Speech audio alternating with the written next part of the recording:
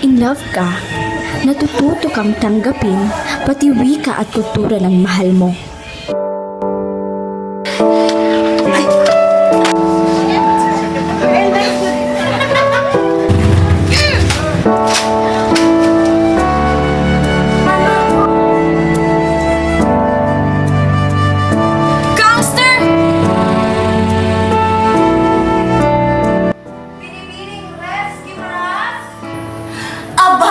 Ginoong de los Reyes! Himala at ikay na parito!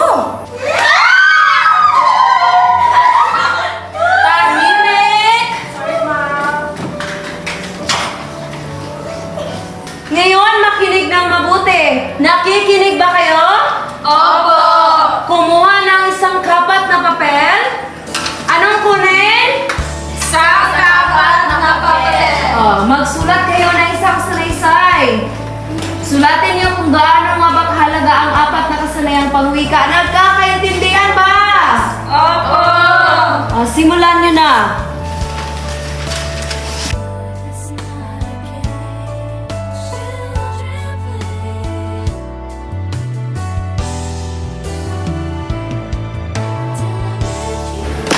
Ginoong de los Reyes!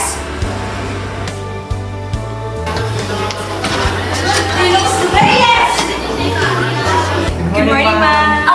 Ay! Pasok, pasok.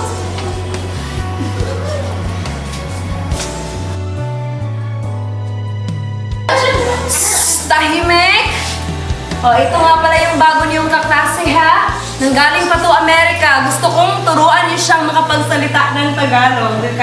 Naintindihan ba? Opo! Ginoong de los Reyes? Ginoong de los Reyes! Nakikinig ka ba? Makinig ha. Ayusin yung pagkakaupo ninyo. Pinipili, maaari mo bang ipakilala ang iyong sarili? Of course, ma'am, but can I speak in English? Sure, Because I'm dear. not really good in speaking in Tagalog. Okay, go ahead. Hello, everyone. I'm Athena Quinola. I'm from America. I'm glad to see you all. Miss Athena, you may now take your seat. Hi, classmates. Hi, classmates.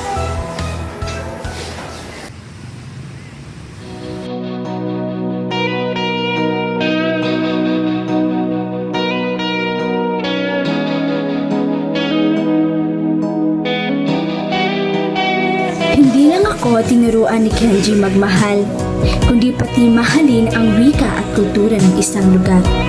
Sa bawat salitang itinuro niya, pakiramdam ko, mas lalo kong nauunawaan ang puso niya.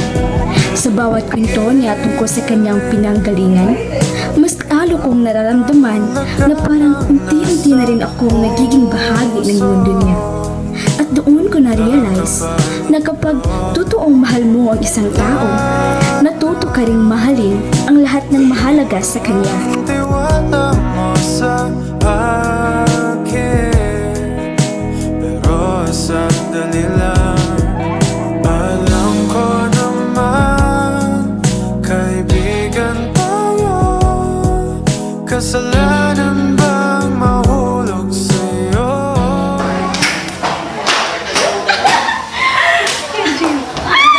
Wait! Di ba siya yung bagong transfer? At ayan na naman yung international heavyweight. At saan naman kaya yung pupunta? Kay Kenji na naman, like always. Girl, hindi niyo ba alam na si Regina ang long-term relationship ni Kenji? Well, supposed to be. Baka naman kasi feeling special siya kasi half foreigner. Kahapon nga, tinanong daw ni Bob kung saan siya nakatira. Tapos ang sagot niya, sorry, I didn't understand.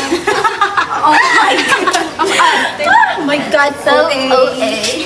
Hindi ko nga alam kung anong meron sa kanya. Hindi naman siya marunong mag-Tagalog.